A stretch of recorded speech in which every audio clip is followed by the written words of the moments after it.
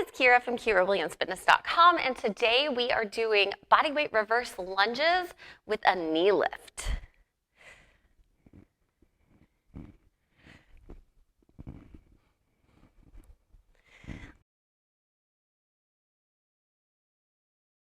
All right, y'all, so when we do this, we're not going to alternate legs. We're just going to stay on one side for however many reps before we switch to the other side. We are going to start with our feet directly under our hips. We're going to keep our chest upright the whole time.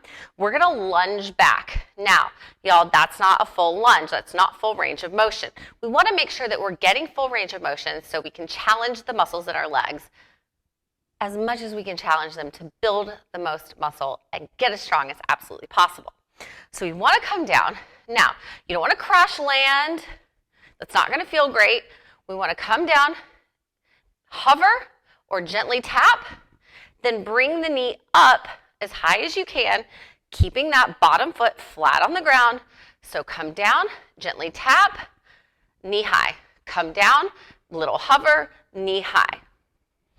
Other side, same thing, gently hover or gently tap.